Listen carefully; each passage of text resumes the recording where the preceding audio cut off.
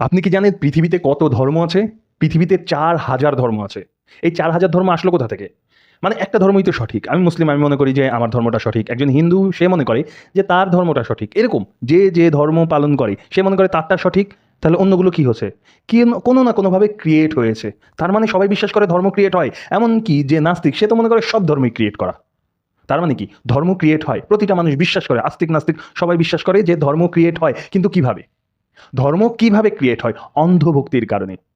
আপনি যাকে মনে প্রাণে বিশ্বাস করেন, যাকে মনে প্রাণে ভালোবাসেন, তাকে যদি এমন ভাবেন যে সে ভুল করতে পারে না, সে যা বলে সবই সঠিক কোনো যাচাই ছাড়া, তাহলেই একটা নতুন ধর্ম তৈরি হয়ে গেল। তো বর্তমানে এটার প্রবলেম কি হচ্ছে? বর্তমানে আমি দেখতেছি যে অনেক রাজনৈতিক ধর্ম তৈরি হচ্ছে। কিভাবে? ধরেন ট্রাম্প চাচা, সে যদি বলে যে ইসরায়েল ফেরেশতা, ট্রাম্প চাচা যে সমর্থক বলতে জি হুজুর, জি হুজুর। ট্রাম্প বলছে তার মানে সঠিক বলছে। এই মনোভাব, এই মনোভাবটা একটা ট্রাম্প ধর্মের তৈরি করে দেবে। ট্রাম্পকে অন্ধভাবে অনুসরণ করাকে ট্রাম্প ধর্ম হয়ে গেল। ধর্ম এরকমই অন্ধভাবে বিশ্বাস করার ফলেই ধর্ম হয়ে যায়।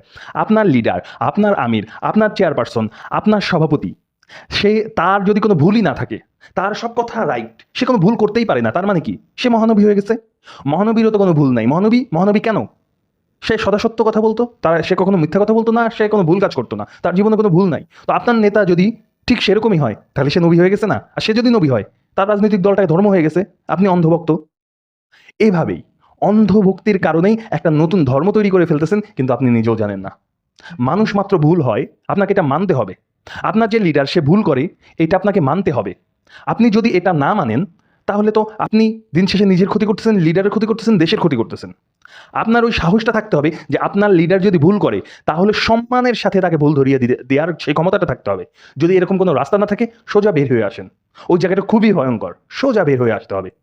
এমনকি যদি কোনো আলেম আপনাকে এমন কোনো পদ্ধতি দেয় ধর্মের, যে সচরাচর সেটা হয় না, তাহলে আপনাকে সেটা যাচাই করতে হবে। আপনি ওই আলেমকে ভালোবাসেন দেখে আপনি অন্ধভক্তির কারণে ওই পথে যেতে পারেন না। দেখেন, কোনো আলেম বলে যে মিলাদ কিয়াম করা যাবে, কোনো আলেম বলে মিলাদ কিয়াম করা যাবে না। সঠিক কিন্তু যে কোনো একটাই, দুইটা সঠিক হওয়া যায় না, যে কোনো একটা।